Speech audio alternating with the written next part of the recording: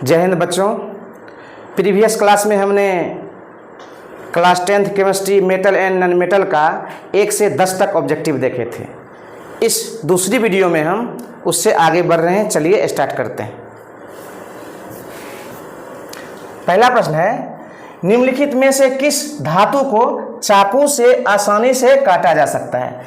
यह ऑब्जेक्टिव हम पहले भी देख चुके हैं। चलिए देखते हैं। चाकू से उसी को काट सकते हैं जो सबसे अधिक मुलायम हो। इस चारों ऑप्शन में सबसे अधिक मुलायम कौन है? सोडियम है। एल्युमिनियम, मैग्नीशियम, कॉपर, सबसे अधिक मुलायम कौन है? सोडियम है।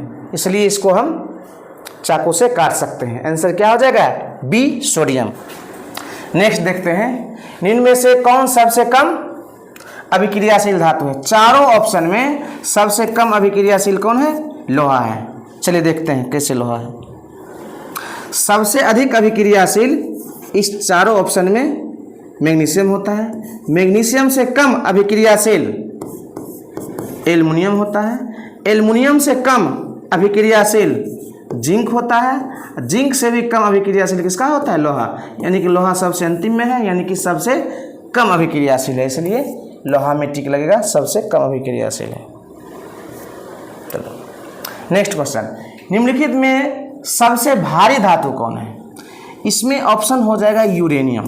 ठीक है, यूरेनियम सबसे भारी धातु है। किसके हिसाब से? परमाणु द्रव्यमान के हिसाब से।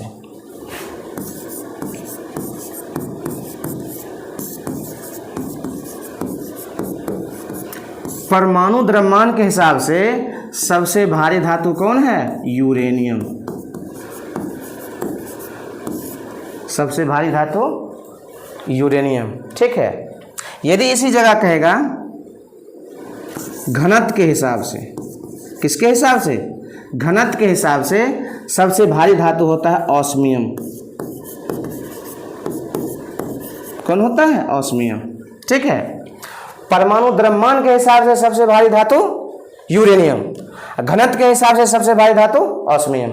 ठीक है, चलिए सबसे भारी धातु यूरेनियम, बी सही है।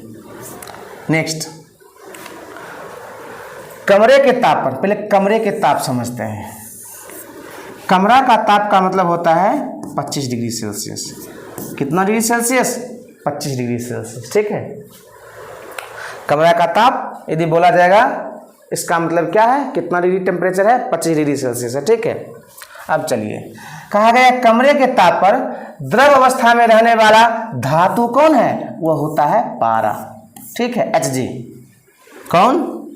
Hg। Hg कौन? पारा। इसको इंग्लिश में मरकरी बोलते हैं। इसको इंग्लिश में क्या बोलते हैं? मरकरी बोलते हैं। मरकरी ऐसा धातु है, देखिए धातु तो समान अवस्था में, ठोस अवस्था में पाया जाता है। ठीक है, सभी धातु ठोस अवस्था में कमरे के ताप पर, लेकिन पारा, मरकरी ऐसा धातु है जो द्रव अवस्था में पाया जाता है। किस अवस्था में? द्रव अवस्था में। द्रव अवस्था में। ठीक, नेक्स्ट देखते हैं, निम्नलिखित में कौन सी अधातु विद्युत का सुचालक होता है। अधातु विद्युत का सुचालक असंभव। जितना भी अधातु है, जितना भी अधातु होता है समान अवस्था में, जितना भी अधातु है सभी विद्युत का कुचालक होता है। सभी विद्युत का क्या होता है? सभी विद्युत का कुचालक होता है। लेकिन ग्रेफाइट अधातु होते हुए विद्युत का सुचालक होता है। ये अधातु होते हुए विद्युत का क्या होता है? सुचालक होता है। विद्युत का क्या होता है? सुचालक होता है। विद्युत का क्या होता है? सुचालक होता है। ये अपवाद है।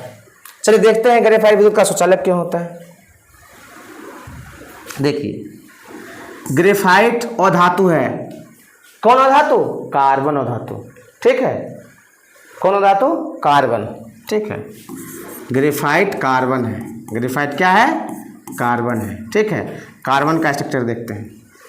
कार्बन एटम के अंतिम कक्षा में 4 इलेक्ट्रॉन होता है। कितना इलेक्ट्रॉन? 4 इलेक्ट्रॉन।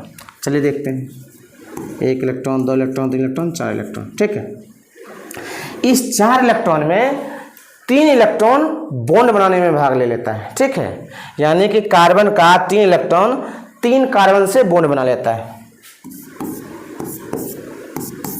इसका 1 इलेक्ट्रॉन फ्री बच जाता है। ठीक है, 1 इलेक्ट्रॉन फ्री बच जाता है। यही फ्री इलेक्ट्रॉन विद्युत धारा के चलन में भाग लेता है। ठीक है, चूंकि विद्युत धारा के चलन में फ्री इलेक्ट्रॉन ही भाग लेता है। ठीक, इसी जगह हीरा विद्युत का कुचालक होता है। हीरा का स्ट्रक्चर देखते हैं। हीरा में क्या होता है, हीरा में इसके अंतिम कक्षा में जो 4 इलेक्ट्रॉन रहता है, चारों इलेक्ट्रॉन 4 अन्य इलेक्ट्रॉन से बॉन्ड बनाने में भाग लेता है। कोई फ्री इलेक्ट्रॉन बचा ही नहीं, क्योंकि 4 इलेक्ट्रॉन है ही और चारों इलेक्ट्रॉन बॉन्ड बनाने में भाग ले लिया। कोई फ्री इलेक्ट्रॉन नहीं बचता है हीरा में, इसलिए हीरा विद्युत का क्या होता है, कुचालक होता है। चलिए नेक्स्ट, अब चलिए, कौन सा अधातु कमरे के ताप पर वही 25 डिग्री सेल्सियस पर कौन अवस्था में पाया जाता है, द्रवावस्था में। एक अधातु है ब्रोमीन। ब्रोमीन को लिखते हैं Br2। ठीक है, ब्रोमीन कमरे के ताप पर द्रवावस्था में पाया जाता है और ब्रोमीन क्या होता है, अधातु होता है। ठीक है, कमरे के ताप पर धातु कहेगा द्रवावस्था में तो हो जाएगा पारा, कमरे के ताप पर अधातु कहेगा द्रवावस्था में हो जाएगा ब्रोमीन। ठीक, ब्रोमीन का Br2 होता है। नेक्स्ट, निम्नलिखित में किस धातु को किरोसिन में डुबो कर रखा जाता है। बहुत मजेदार है, इसमें आंसर होता है सोडियम।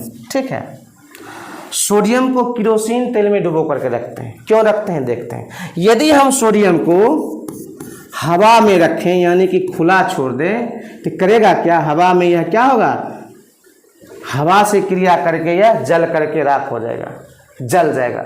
ठीक है, आग पकड़ लेगा, आग पकड़ लेगा यानी कि जल जाएगा। ठीक है, बहुत तीव्र गति के साथ जलेगा, आग पकड़ेगा।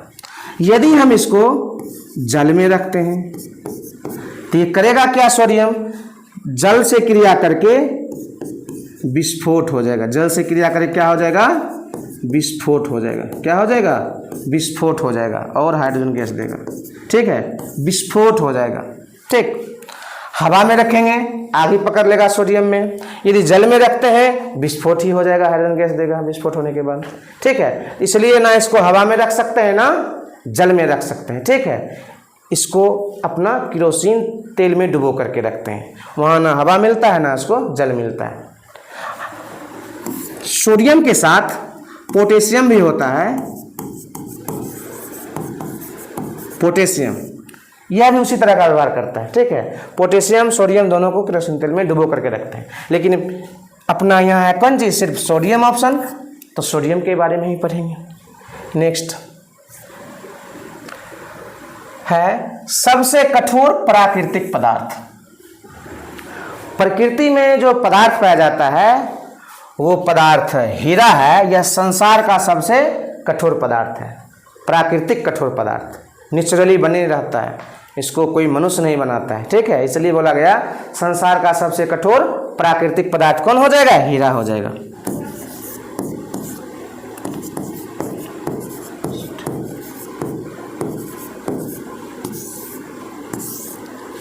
लॉन्स डेलाइट ऐसा पदार्थ है जो मनुष्य बनाया है, संश्लेषित है, हीरा से भी अधिक कठोर है। ठीक है, लगभग 1.5 गुना से ज्यादा कठोर है।